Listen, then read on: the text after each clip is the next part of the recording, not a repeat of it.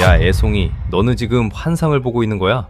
한국은 그저 속도에 미친 나라일 뿐이야. 그건 선진국인 우리 유럽이 훨씬 앞서 있다는 걸 잊은 건 아니겠지? 파리의 한 선술집, 제 눈앞에서 술잔을 흔들며 비아냥대는 선배 기자의 말에 저는 아무 대답도 할 수 없었습니다. 불과 몇 달 전까지 서울의 밤거리를 내 집처럼 편안하게 걷고 새벽에 문을 열면 주문한 물건이 기적처럼 놓여있던 그 일상들이 이곳 파리에선 정말 꿈이었나 싶더군요. 20년 넘게 냉철한 비평가로 이름을 날리며 한국의 속도를 효율에 눈먼 조급함이라 비판했던 저였습니다. 하지만 서울을 떠나 고국으로 돌아온 지 단 일주일 만에 저는 제가 가졌던 그 오만이 얼마나 처참한 대가를 치르게 될지 깨달아야 했습니다. 택배는 사라지고 몸이 아파도 의사 얼굴조차 볼 수 없으며 밤 10시만 되면 생존을 위해 뒤를 돌아봐야 하는 이 지옥 같은 일상 속에서 저는 결국 무릎을 꿇고 말았습니다. 제가 비웃었던 한국의 그 당연한 것들이 사실은 인류가 도달할 수 있는 가장 높은 수준의 품격이었다는 것을 왜 잃어버리고 나서야 알게 된 걸까요? 지금부터 제가 겪은 처절하고도 생생한 참회록을 여러분 앞에 공개하려 합니다. 지금 그 충격적인 현장을 확인해 보십시오. 뒷부분에서는 엄청난 스토리가 기다리고 있습니다. 구독과 좋아요를 하시면 대한민국의 위상을 증명시킬 수 있습니다. 저는 마르크 디톡입니다. 20년 넘게 유럽의 심장부인 파리에서 정치와 경제를 취재하며 자칭 세상의 중심은 유럽이라 믿고 살았던 고지식한 기자였지요. 그런 제가 한국이라는 낯선 나라에서 2년을 보내고 다시 돌아왔을 때 제 머릿속은 온통 혼란으로 가득 차 있었습니다. 파리의 동료들은 저를 보며 비웃더군요. 마르크, 자네 그동안 동양의 작은 나라에서 너무 편하게 지냈나 보군. 거기는 그저 빨리빨리만 외치는 속도의 노예들 아닌가? 진정한 품격과 여유는 우리 유럽에 있지. 자네가 서울의 그 천박한 속도에 물든 건 아닌지 걱정되는군. 그들의 말은 가시처럼 제 자존심을 찔러댔습니다. 사실 저도 서울에 처음 발을 들였을 때는 그렇게 생각했습니다. 사람들은 너무 바쁘게 움직이고 밤늦도록 불이 꺼지지 않는 도시는 어딘가 피곤해 보였으니까요. 하지만 파리로 돌아와 차가운 현실과 마주하는 순간 저는 제가 누렸던 그 2년의 시간이 단순한 편리함이 아니라 거대한 안심의 요람이었음을 깨닫게 됩니다. 본격적인 비교를 위해 저는 노트북을 펴고 실험 일지를 쓰기 시작합니다. 제목은 오만한 기자의 참회록이라 붙였지요. 첫 번째 실험 대상은 우리 일상의 가장 기본인 택배였습니다. 한국에서 저는 휴대폰 몇 번만 두드리면 다음날 아침 마치 산타클로스의 선물처럼 문 앞에 놓인 상자를 당연하게 들고 들어왔습니다. 상자가 사라질까봐 걱정하는 마음? 그런 건 서울에선 사치였지요. 복도에 놓인 수십만 원짜리 전자기기 상자를 누구도 건드리지 않는 그 기묘한 정적 속에는 한국인들만이 공유하는 보이지 않는 신뢰의 법도가 흐르고 있었습니다. 저는 파리의 집에서 생수와 세제 몇 개를 주문합니다. 그리고 일부러 배송 요청 사항에 한국에서 했던 것처럼 적어봅니다. 부재시 문 앞에 놓아주세요. 이 간단한 문장이 파리에서는 어떤 파국을 불러올지 그때 저는 미처 몰랐습니다. 아니, 알고 있었음에도 애써 부정하고 싶었는지도 모릅니다. 오후가 되자 휴대폰에 배송 완료 알림이 뜹니다. 저는 내심 쾌재를 불렀습니다. 거봐, 파리도 결국 똑같잖아. 선배가 겁을 준 거야. 우리도 선진국인데 문 앞 배송 정도는 당연한 거지. 하지만 퇴근길, 들뜬 마음으로 현관 앞에 도착했을 때 제 눈앞에 펼쳐진 풍경은 공허함 그 자체였습니다. 아무것도 없었습니다. 문 앞은 싸늘했고 복도에는 먼지만이 굴러다니고 있더군요. 처음엔 층수를 잘못 찾았나 싶어 위아래층을 미친 사람처럼 헤매고 다녔습니다. 관리인에게 달려가 물어봐도 돌아오는 건 차가운 어깨짓과 경멸 어린 시선뿐이더군요. 문 앞에 두라고 했다고요? 당신 제정신입니까? 여기는 서울이 아니에요, 마르크. 누가 그걸 그냥 두겠습니까? 지나가던 도둑에게 선물이라도 주고 싶었던 모양이군요. 관리인의 비웃음 섞인 말은 비수가 되어 제 가슴에 꽂힙니다. 결국 저는 제 물건을 찾기 위해 다시 신발끈을 묶고 밖으로 나섭니다. 배송기사는 문 앞까지 올 생각조차 하지 않았던 겁니다. 임실 책임을 지기 싫으니 집에서 15분이나 걸어가야 나오는 지저분한 식료품점 구석 픽업센터에 제 물건을 던져두고 간 것이죠. 그곳으로 향하는 길, 파리의 낭만적이라는 돌길이 오늘따라 왜 이렇게 험하게 느껴지는지 모르겠습니다. 픽업센터 안은 이미 물건을 찾으려는 사람들로 아비규환이었습니다. 좁은 가게 안에 가득 찬 습한 열기 속에서 저는 30분을 넘게 줄을 서야 했습니다. 겨우 제 차례가 되어 신분증을 내밀고 찌그러지고 젖어버린 상자 하나를 건네받았습니다. 무거운 물 묶음을 들고 다시 집으로 돌아오는 길. 등줄기로 땀이 흐르며 형용할 수 없는 분노가 치밀어 오릅니다. 제 소중한 하루 중 1시간이 넘는 시간이 그렇게 길바닥에서 증발해버린 겁니다. 한국에서는 그 시간에 원고를 한 장 더 쓰고 가족과 따뜻한 차를 마시며 하루를 갈무리했을 텐데 말이죠. 그날 밤 저는 일지에 이렇게 적습니다. 한국의 택배는 속도가 아니라 신뢰의 문제였다. 문 앞에 상자가 놓여 있어도 아무도 훔쳐가지 않는다는 그 거대한 믿음. 그 믿음이 한 사람의 퇴근길을 얼마나 가볍게 만드는지 유럽의 엘리트들은 죽었다 깨어나도 모를 것이다. 그들이 말하는 여유는 사실 시스템의 무능을 견디는 인내심에 불과했다. 실험은 여기서 멈추지 않았습니다.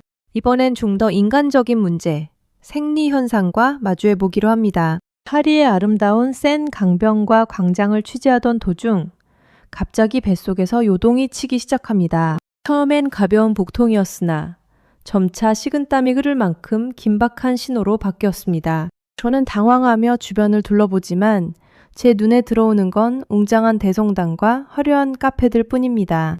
그 어디에도 누구나 쓸 수 있는 화장실은 보이지 않습니다. 저는 급한 마음에 가장 가까운 카페로 뛰어들어갑니다. 하지만 직원은 무심하게 에스프레소 머신을 닦으며 저를 차갑게 막아섭니다. 화장실만 쓰는 건 안 됩니다. 커피부터 주문하세요. 당장이라도 큰일이 날 것 같은 상황에서 저는 어쩔 수 없이 줄을 서서 5유로짜리 커피를 결제합니다. 손을 벌벌 떨며 영수증 하단에 적힌 화장실 비밀번호 4자리를 확인합니다. 하지만 어렵게 들어간 그곳은 쾌적함과는 거리가 멀었습니다.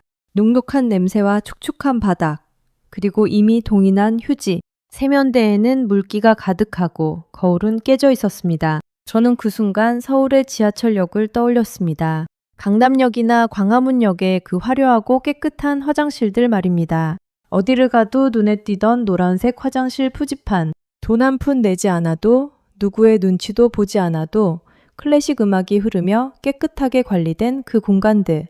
서울 사람들은 그걸 너무나 당연하게 누리고 살지요. 하지만 이곳 유럽에서는 인간의 가장 기본적인 욕구조차 돈과 허락이 필요합니다. 거리에 서서 식은땀을 닦으며 저는 깨닫습니다. 한국의 공중 화장실은 단순한 편의시설이 아니었다. 그것은 길을 걷는 시민들이 어디서든 존중받고 있다는 증거였고 국가가 국민의 가장 사소한 곤란함까지 살피고 있다는 배려의 정점이었다. 저의 오만은 그렇게 조금씩 허물어지고 있었습니다. 선배 기자들이 말하던 유럽의 품격은 사실 시스템의 부재를 포장하는 화려한 껍데기일 뿐이었고 제가 비웃었던 한국의 조급함은 사실 타인의 시간을 아끼고 삶을 지켜주는 가장 정교한 사랑의 방식이었던 겁니다. 저는 이제 두렵기까지 합니다. 제가 잃어버린 것이 단순히 서울에서의 인연이 아니라 인간으로서 누릴 수 있는 최상의 존엄이었다는 사실을 이제야 깨달았기 때문입니다.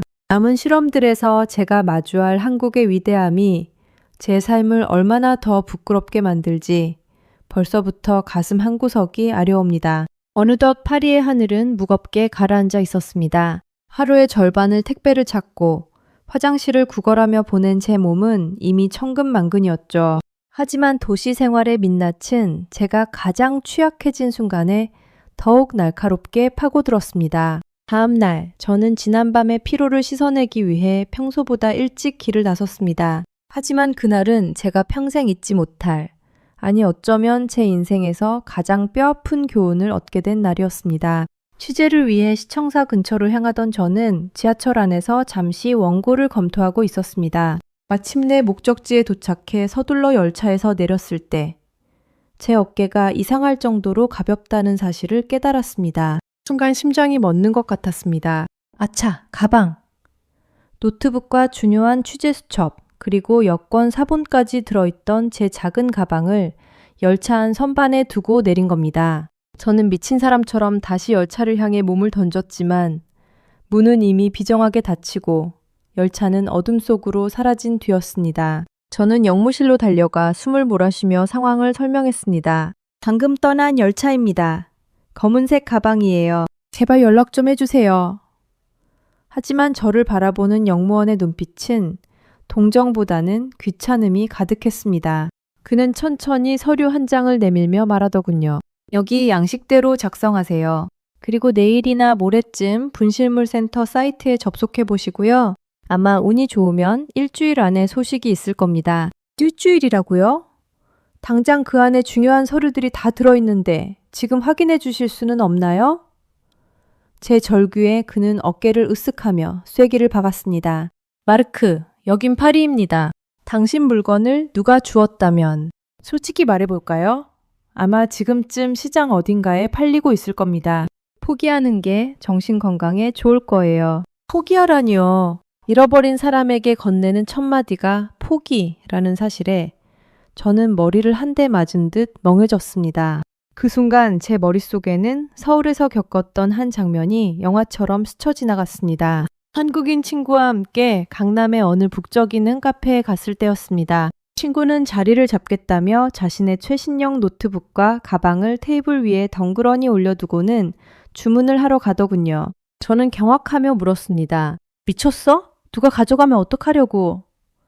그러자 친구는 오히려 저를 이상한 사람 취급하며 웃었습니다. 누가 가져가요? 화장실 가거나 주문할 때 이렇게 두는 건 한국에서 상식이에요. 실제로 그랬습니다. 수십 명의 사람이 오가는 그 열린 공간에서 누구 하나 주인이 없는 물건에 손을 대지 않았습니다. 한국인들에게 타인의 물건이란 그대로 두어야 하는 것이지 기회가 아니었던 겁니다. 지하철 유실물센터는 또 어땠나요? 두고 내린 지 30분도 안 돼요? 물건을 보관 중이니 찾아가라 하는 메시지가 오고 퇴근길에 영무실에 들러 너무나 당연하게 물건을 되찾던 동료들의 모습이 떠올랐습니다. 그건 단순히 시스템의 효율이 아니었습니다. 타인의 상실을 자신의 일처럼 여기고 그 물건이 주인에게 돌아가야 한다는 보편적인 양심이 사회 전체에 공기처럼 흐르고 있었던 것이죠. 하지만 지금 제가 서 있는 파리의 영무실 앞에는 차가운 절망만이 가득했습니다. 동료 기자인 루카스에게 전화를 걸어 이 사실을 알렸을 때 그의 대답은 더 가관이었습니다. 마르크, 아직도 한국 꿈을 꾸고 있나 보군. 가방을 찾을 확률은 제로야. 그냥 새로 하나 사게. 그게 자네 시간을 아끼는 길이야. 저는 분노를 넘어 비참함을 느꼈습니다. 우리가 선진국이라 자부하며 강조했던 개인주의가 사실은 타인의 불행에 철저히 눈을 감는 방관의 다른 이름이었음을 가방 하나 잃어버리고서야 깨닫게 된 것이죠. 불행은 여기서 그치지 않았습니다. 가방을 잃어버린 충격과 스트레스 때문이었을까요? 그날 밤부터 제 배 아래쪽에서 타는 듯한 통증이 시작되었습니다. 새벽 내내 식은땀을 흘리며 버티다 아침 일찍 제 주치의에게 전화를 걸었습니다. 통증이 너무 심합니다. 지금 당장 진료를 받을 수 있을까요? 돌아온 대답은 절망의 정점이었습니다. 가장 빠른 예약 시간이 사흘 뒤 오후입니다. 그때 오세요. 사흘 뒤라고요? 지금 배가 찢어질 것 같은데 어떻게 기다립니까? 제가 소리를 질렀지만 간호사의 목소리는 평온하기만 했습니다. 정 급하시면 응급실에 가세요.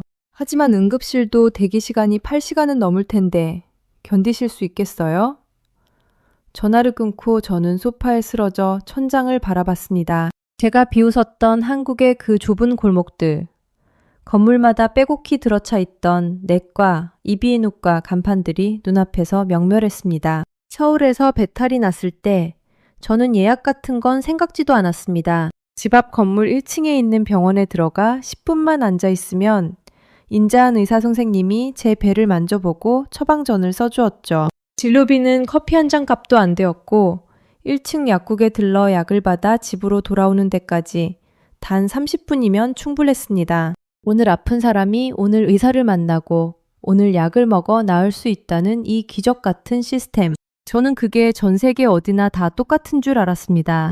하지만 아니었습니다. 파리의 제 거실에서 고통으로 몸을 웅크린 채 저는 비로소 깨달았습니다. 한국의 의료는 단순히 빠른 것이 아니라 국민의 고통을 1분 1초라도 빨리 덜어주려는 국가의 자비였다는 사실을 말입니다. 환자가 자신의 병을 스스로 진단하며 며칠을 공포 속에서 버티게 두지 않는 나라. 그게 바로 제가 빨리빨리라며 손가락질했던 한국의 진짜 얼굴이었습니다. 저는 이제 일지에 글을 쓸 기운조차 없었습니다. 하지만 마음속으로는 끊임없이 참회하고 있었습니다.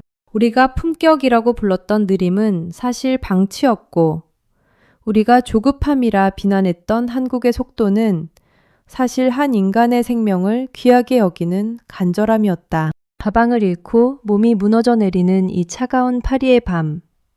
저는 그 어느 때보다 따뜻했던 서울의 병원 냄새와 영무원들의 무심한 듯 친절했던 안내가 사무치게 그리워졌습니다. 한국은 제게 단순한 여행지가 아니었습니다. 인간이 인간답게 최소한의 안심을 보장받으며 살 수 있는 지구상의 유일한 도피처였다는 사실을 저는 파리 한복판에서 피눈물을 흘리며 인정할 수밖에 없었습니다. 통증과 상실감으로 점철된 밤이 지나고 파리의 아침은 다시 밝았습니다. 하지만 제 몸과 마음은 이미 유령처럼 피폐해져 있었죠. 며칠을 앓고 나서야 겨우 정신을 차린 저에게 날아든 것은 편집국의 독촉 메일이었습니다. 마르크, 기사에 필요한 신원증명 서류가 누락됐어. 오늘 중으로 시청에 가서 서류를 떼서 보내주게. 안 그러면 이번호 기사는 나갈 수 없어. 몸은 아직 천근만근이었지만 기자의 속명을 저버릴 수는 없었습니다. 저는 무거운 몸을 이끌고 다시 길을 나섰습니다. 서류 한 장, 이름과 주소, 그리고 제 신분을 증명하는 그 종이 한 장을 얻는 것이 한국에서는 얼마나 가벼운 일이었는지 저는 너무나 잘 알고 있었습니다. 서울에 살던 시절 저는 서류가 필요할 때마다 집 앞 5분 거리의 주민센터로 향했죠. 번호표를 뽑고 3분만 기다리면 직원은 미소를 지으며 프린터에서 갓 나온 따끈따끈한 서류를 봉투에 담아 건네주었습니다. 만약 밤늦게 서류가 필요하다면 지하철역에 있는 무인 발급기에 지문 하나만 대면 그만이었습니다. 하지만 이곳 파리의 행정은 마치 거대한 미로 같았습니다. 온라인으로 예약을 시도했지만 본인 인증 절차에서만 3번을 튕겨 나갔습니다. 예전 번호로 문자가 가고 앱을 깔라더니 이제는 직접 방문하라는 메시지가 떴습니다. 결국 저는 시청 건물 앞에 서서 길게 늘어선 줄을 바라봐야 했습니다. 차가운 바람을 맞으며 힐 시간을 기다린 끝에 안으로 들어갔지만 제 번호가 불리기까지 다시 힐 시간이 흘렀습니다. 창구 직원은 제 서류를 훑어보더니 무심하게 말하더군요. 이 서류는 여기서 바로 드릴 수 없습니다. 담당 부서의 승인을 거쳐 일주일 뒤에 우편으로 발송될 겁니다. 저는 귀를 의심했습니다. 일주일이라고요? 저는 지금 당장 이 서류가 필요합니다. 기사가 오늘 마감이란 말입니다. 제 간절한 외침에도 직원은 그저 어깨를 으쓱할 뿐이었습니다. 규정이 그렇습니다. 다음 분 오세요. 시청 문을 열고 나오며 저는 허탈함에 실소조차 나오지 않았습니다. 서류 한 장을 얻기 위해 제 소중한 오전 시간을 통째로 바쳤지만 제 손에 쥐어진 것은 서류가 아니라 일주일 뒤를 기약하는 접수증 한 장뿐이었습니다. 그 순간 제가 한국에서 비웃었던 그 행정의 속도가 사실은 얼마나 위대한 가치였는지가 뼈저리게 다가왔습니다. 한국의 공무원들이 자판을 두드리는 그 경쾌한 소리는 단순한 소음이 아니었습니다. 그것은 시민의 하루를, 시민의 시간을 단 1초라도 더 아껴주려는 치열한 사투였던 겁니다. 한국인들은 서류 한 장 때문에 생업을 포기하지 않아도 되고 아이를 맡길 곳을 찾느라 동분서주하지 않아도 됩니다. 국가가 국민의 시간을 존중해주기 때문입니다. 그 당연한 배려가 사라진 곳에서 인간의 삶은 얼마나 비효율적이고 초라해지는지 저는 파리의 길바닥에서 온몸으로 증명하고 있었습니다. 어느덧 해는 지고 밤 10시가 되었습니다. 편집국에서의 지옥 같은 마감을 마치고 사무실을 나선 저의 발걸음은 본능적으로 빨라졌습니다. 지하철역까지 가는 길은 멀지 않았지만 가로등 불빛이 닿지 않는 어두운 골목들이 저를 압박해왔습니다. 저는 이어폰을 귀에서 뺐습니다. 뒤에서 들려오는 구두 소리, 오토바이 엔진 소리, 쓰레기통을 뒤지는 소리 하나하나가 날카로운 경고음처럼 들렸기 때문입니다. 저는 자꾸만 뒤를 돌아봤습니다. 누군가 나를 따라오는 것은 아닌지, 저 어둠 속에서 갑자기 누가 튀어나오지는 않을지. 제 손은 주머니 속에 휴대폰을 꽉 쥐고 있었습니다. 지급 상황에 바로 단축 번호를 누를 준비를 하면서 말이죠. 파리의 밤은 낭만이 아니라 생존의 공간이었습니다. 가게들은 일찍이 셔터를 내렸고 거리에는 술에 취한 이들과 정체 모를 그림자들만이 서성이고 있었습니다. 그때 제 머릿속을 강렬하게 스친 것은 서울의 밤 10시였습니다. 그 시간 서울의 거리는 이제 막 살아나기 시작하는 활기로 가득했죠. 밝게 빛나는 편의점 불빛이 50m마다 등대처럼 길을 안내하고 야근을 마치고 돌아가는 직장인들과 학원에서 돌아오는 학생들이 씩씩하게 발걸음을 옮기던 그 안전한 풍경. 한국에서는 밤 10시에도 혼자 카페에 앉아 노트북을 두드리고 운동복 차림으로 한강을 뛰는 것이 너무나 당연한 일상이었습니다. 하지만 이곳 파리에서 밤 10시에 혼자 걷는다는 것은 자신의 안전을 스스로 도박판에 올리는 위험한 행위였습니다. 저는 큰 길로 돌아가기 위해 10분을 더 걷기로 했습니다. 조금 더 밝은 곳, 사람이 조금이라도 더 있는 곳을 찾아 비겁하게 걸음을 옮기며 저는 제 자신이 너무나 한심하게 느껴졌습니다. 유럽의 선진 문명을 자부하며 한국의 밤문화를 유흥에 미친 나라라 조롱했던 제 입술이 부끄러워졌습니다. 한국의 그 시끄러운 불빛들과 늦게까지 문을 여는 식당들은 사실 밤길을 걷는 누군가를 지켜주는 거대한 안심의 그물망이었습니다. 사람이 사람 곁에 있다는 것, 누군가 나를 지켜보고 있다는 그 연대감이 한국의 밤을 그토록 평화롭게 만들었던 것입니다. 마침내 집 현관 앞에 도착해 열쇠를 돌리는 순간 제 온몸의 긴장이 풀리며 자리에 주저앉고 말았습니다. 제 손에는 아직 서류도 없고 가방도 찾지 못했으며 몸은 여전히 아팠습니다. 하지만 무엇보다 저를 괴롭힌 것은 한국을 향한 멈출 수 없는 그리움이었습니다. 선배들이 말했던 기억의 미화? 아니요. 이것은 생존의 갈고였습니다. 한국은 단순히 편리한 나라가 아니었습니다. 곤란한 순간에 나를 혼자 두지 않는 나라. 내가 아플 때 문을 열어주는 나라. 밤길을 걷는 내 등 뒤를 지켜주는 나라였습니다. 저는 노트북을 열어 마지막 일지를 적었습니다. 우리는 한국을 오해했다. 그들의 속도는 탐욕이 아니라 사랑이었고 그들의 불빛은 낭비가 아니라 헌신이었다. 사람이 사람을 위해 시스템을 만들고 그 시스템이 다시 사람을 지키는 기적 같은 나라. 나는 이제야 고백한다. 나는 한국으로 돌아가고 싶다. 그 따뜻하고 안전한 품으로 다시 돌아가 내가 잃어버린 인간의 존엄을 되찾고 싶다. 제 뺨을 타고 흐르는 눈물은 오만했던 지난날에 대한 뒤늦은 참회이자 한국이라는 위대한 나라를 향해 바치는 가장 솔직한 찬사였습니다. 집 현관문을 열고 들어와 불도 켜지 못한 채 소파에 몸을 던졌습니다. 어둠 속에서 거친 숨을 몰아쉬며 생각했습니다. 무엇이 잘못된 걸까요? 왜 세계 최고의 도시 중 하나라는 파리에서 저는 이토록 작고 초라해진 기분을 느껴야 하는 걸까요? 제 노트북에는 파리에서의 처절한 실패 기록들이 가득했지만 그 기록의 여백마다 제가 그토록 외면하려 했던 한국의 풍경들이 눈물겹게 차오르고 있었습니다. 다음 날 아침 저는 편집국으로 향했습니다. 서류는 결국 일주일 뒤에나 온다고 보고해야 했고 잃어버린 가방은 영영 찾을 길이 없다는 사실을 인정해야 했습니다. 회의실에 들어서자 며칠 전 저를 비웃었던 선배 기자가 다시 입을 열더군요. 마르크, 자네 꼴이 말이 아니군. 그 가방 하나 때문에 그렇게 넋이 나간 건가? 역시 한국에서의 그 편한 생활이 자네의 투지를 다 갉아먹었어. 그쪽 사람들은 기계처럼 일만 하느라 영혼이 없다고들 하잖아. 순간 제 안에서 무언가 뜨거운 것이 울컥 치밀어 올랐습니다. 더 이상 참을 수 없었습니다. 저는 자리를 박차고 일어나 선배의 눈을 똑바로 쳐다봤습니다. 아니요, 선배.